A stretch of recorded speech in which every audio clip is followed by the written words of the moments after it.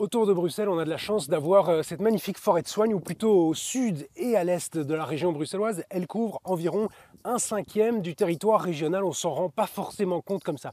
Et alors, comme les voiries de la capitale, il y a de plus en plus d'usagers. Il y a des promeneurs, il y a des VTTistes, il y a aussi quelques chevaux. On le verra pendant cette émission. Et alors, sur les sentiers, comme ceux qui sont derrière moi, on ne se promène pas n'importe comment. Tous les usagers ne sont pas acceptés partout. Et malheureusement, on ne peut pas aller n'importe où faire des cabanes comme on en avait l'habitude moi-même quand j'étais au Louveteau. Alors comment se passe cette mobilité en forêt de Soignes? Comment préserver les espèces, la faune et la flore, tout en préservant le bonheur et la joie des promeneurs et des VTTistes? On en parle juste après ça. Mobilité en forêt de Soignes, générique.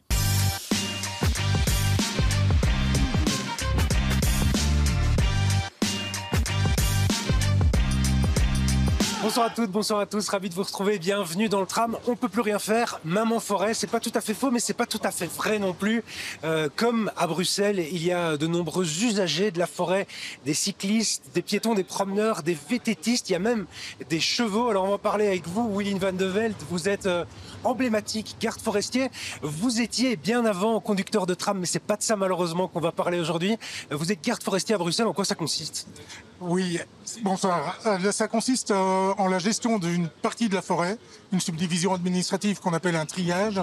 Et sur ce triage, nous sommes responsables de décider de tous les travaux à réaliser pour que le triage rencontre les objectifs fixés par le plan de gestion.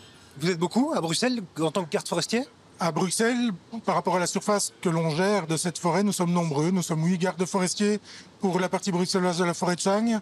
Et il y a un garde forestier qui s'occupe des bois périphériques. Quand on voit la forêt de Soignes, elle compte pour près de 1/5 du territoire régional, c'est exact ça ?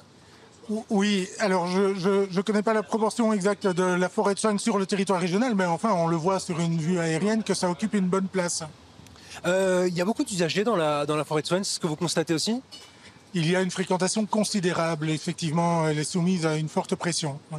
Et quand on sait les tensions que ça peut constater, ça peut faire dans une ville comme Bruxelles, est-ce qu'il y a aussi ce type de tension dans la forêt de Soignes ? Entre les usagers, entre les cyclistes, entre les piétons, entre les promeneurs, comment ça se passe un petit peu en forêt au quotidien ? Alors, au quotidien, ça se passe relativement bien, même si ponctuellement nous avons affaire effectivement à être témoins d'incidents ou de conflits entre usagers, oui. On peut rouler partout à vélo par exemple, c'est ce qu'on a l'impression quand on se dit qu'on va en forêt, on pense qu'on peut tout faire, mais c'est pas le cas, ce que vous me disiez. On peut rouler sur beaucoup de voiries en forêt de Soignes. Faut savoir que la partie bruxelloise de la forêt de Soignes, 1640 hectares, il y a 140 km de voiries dont la majorité sont partagées. Donc les vélos ont effectivement accès, comme les piétons ou les cavaliers, à beaucoup de voiries. Mais il y a effectivement des voiries qui sont réservées à certains types d'usagers. Pour deux raisons. D'abord parce qu'elles ne sont pas revêtues, donc elles ne résistent pas à la pression de certains usages. Les sentiers sont réservés aux piétons pour leur sécurité aussi. Les cavaliers ont des voies qui leur sont réservées. C'est une mauvaise idée d'aller faire du jogging sur une voie réservée aux cavaliers. Ah, c'est une très mauvaise idée, ouais. Oui. Et ça arrive des tensions comme ça, qu'est-ce qui se passe si vous me prenez la main dans le sac, vous par exemple ? En fait, le problème, c'est que nous avons régulièrement, chaque année, des accidents avec des cavaliers qui sont déchargés de leur cheval parce que le cheval aura eu peur d'un jogger ou d'un promeneur ou d'un cycliste. Et ça, on le constate chaque année. Et puis il y a une dégradation aussi du revêtement. Ce sont des pistes sablées, donc le tassement généré par les cyclistes ou les joggers n'est pas négligeable. Ce sont des impacts d'échelle toujours à ramener à l'échelle de la fréquentation. Mais à l'échelle individuelle, déjà, ce n'est pas négligeable. Est-ce qu'on peut aller partout avec son chien ? Il y a des zones, je pense. On peut se promener partout avec son chien. Dans certaines zones, le chien doit être en laisse. C'est ça. Mais il y a très peu de zones en réalité où le chien ne peut ne pas l'avoir, c'est ça ? À Bruxelles, les zones dans lesquelles la laisse n'est pas obligatoire représentent plus de la moitié de la partie bruxelloise de la forêt de Soignes. Petite question, moi j'étais au Louveteau, j'étais au scout, j'ai l'impression qu'on faisait des cabanes un petit peu partout. Est-ce qu'on peut encore faire ce genre de choses, aller se promener en dehors des chemins, ce genre de promenade en famille ? En dehors des zones de protection, on peut s'éloigner des chemins. Pour les cabanes, pour les jeux de mouvement de jeunesse, les grands rassemblements, on a identifié des zones récréatives où ces activités seront plutôt orientées vers ces zones-là, histoire de concentrer les impacts vraiment délétères pour la forêt et préserver le reste du massif. Et Dans la meilleure des situations, il vaut mieux éviter de s'éloigner des chemins parce qu'on a un impact sur la biodiversité végétale, la préservation des habitats et les zones de quiétude et de reproduction de la faune. Ouais, c'est-à-dire concrètement, comment est-ce qu'on a un impact justement sur cette biodiversité? Par le simple tassement du sol, on dégrade les habitats. Le sol est un habitat en tant que tel. Et une fois compacté et dégradé, il n'est plus en mesure d'accueillir la biodiversité végétale qu'il est à même d'accueillir. Les anémones sylvie, les jacinthes ont besoin de sols frais, aérés, avec une porosité suffisante. Dès qu'ils sont compactés, le nombre d'espèces qui seraient capables de se réimplanter sur ces sols-là, si on arrête d'y circuler, est beaucoup plus réduit. Si on Et les jacinthes, n'en parlons pas, elles ne seront plus là. Si on ne respecte pas, est-ce qu'on risque des sanctions? Alors, notre premier rôle, c'est d'informer, de sensibiliser et de prévenir. Mais effectivement, dans les cas extrêmes, on est à même d'appliquer des sanctions, oui. La forêt de Swan, c'est une zone classée, à l'UNESCO notamment, reconnue par l'UNESCO. C'est quoi exactement le terme? Alors, elle est reconnue, la forêt de Swan dans son ensemble est reconnue à l'UNESCO comme zone tampon des réserves forestières intégrales qui, elles, sont classées et protégées par l'UNESCO. Toute la forêt de Swan est un site Natura 2000. Donc là, est soumise à pas mal de règles liées aux enjeux des habitats et des espèces. Et la partie bruxelloise est certifiée comme forêt gérée durablement par un certificat FSC qui impose également pas mal de règles. Si on souhaite créer un nouveau chemin, c'est possible? C'est ce que vous faites de temps en temps ou alors vous en supprimez à d'autres endroits? Comment ça se passe pour la mobilité justement en forêt de Swan? Eh bien, nous faisons les deux. Lorsque c'est opportun, lorsque ça se justifie, nous pouvons créer des voiries. Maintenant, devant le maillage de voiries qui fragmente cette forêt, on n'en a pas ou plus véritablement besoin d'en rajouter. Par contre, c'est vrai que face à des enjeux de gestion et de préservation de certains sites sensibles, et je pense par exemple aux réserves UNESCO, on peut être amené à supprimer des voiries, effectivement. Et alors la biodiversité reprend rapidement ses droits? Par exemple, là où le chemin aura été tracé ou là où les gens ont eu l'habitude de circuler, c'est clair que la biodiversité sera considérablement réduite, mais elle peut se réinstaller, oui. Ça m'arrive de temps en temps d'aller à l'Arboretum de Tervuren et là on voit des vastes sentiers, des vastes chemins pour les piétons et puis à côté des zones plutôt réservées aux cyclistes pour pas qu'il y ait de conflit entre les usagers. On ne fait pas ça en région bruxelloise. Pourquoi est-ce qu'on ne pourrait pas le faire justement pour faciliter de temps en temps le passage des uns et des autres? Ah mais en région bruxelloise, nous avons des voies qui sont réservées aux cyclistes, des voies qui sont réservées aux piétons et puis des voies qui sont partagées où on peut croiser cyclistes, piétons, cavaliers. Ça demande de la part des usagers un minimum de respect de l'autre. Les cavaliers ne peuvent pas galoper par exemple, ça c'est réservé aux pistes cavalières.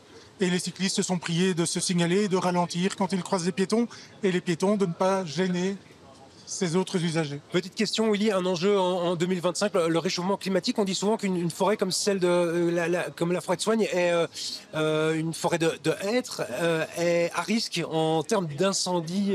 Est-ce que c'est quelque chose qui est vérifié? Eh bien, pendant la période Covid, premier confinement où la forêt a été prise d'assaut par les Bruxellois, nous avons eu 5 interventions des pompiers en 2 semaines sur des départs de feu en forêt. Donc effectivement, ce n'est pas un risque négligeable. C'est pas un risque négligeable. Merci à vous, Willy. Et parmi les usagers, il y a les chevaux, il y a les cavaliers, mais il y a aussi le cheval qui peut être utilisé de manière utilitaire. C'est un outil qui était utilisé par le passé, mais qui serait aussi utilisé pour l'avenir. On en parle tout de suite.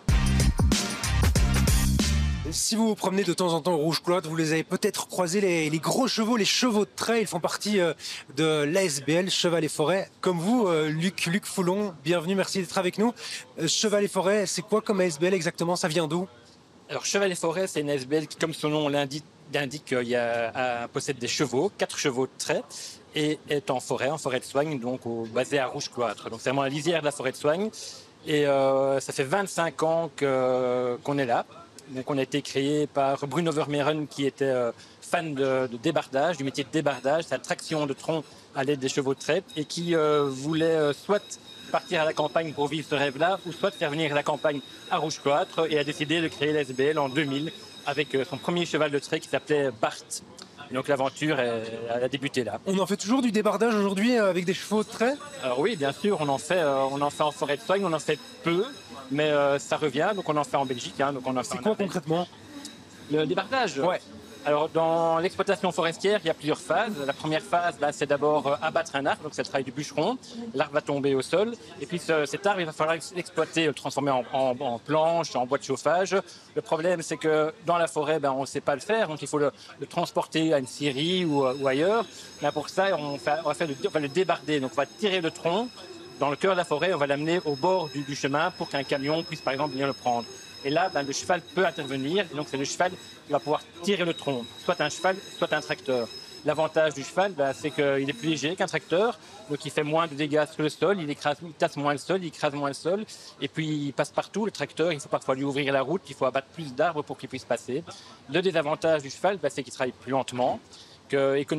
Économiquement, c'est peut-être moins rentable, mais écologiquement, il peut aller dans toutes les zones humides, les zones pentues, et en plus, il crée du lien social. Donc, si demain, vous baladez en forêt de Soignes et que vous voyez nos chevaux débardés, vous allez vous arrêter, peut-être venir nous parler, voir ce qui se passe, comprendre qu'il y a une exploitation en forêt. Exactement. Il y aura un message qui pourra passer.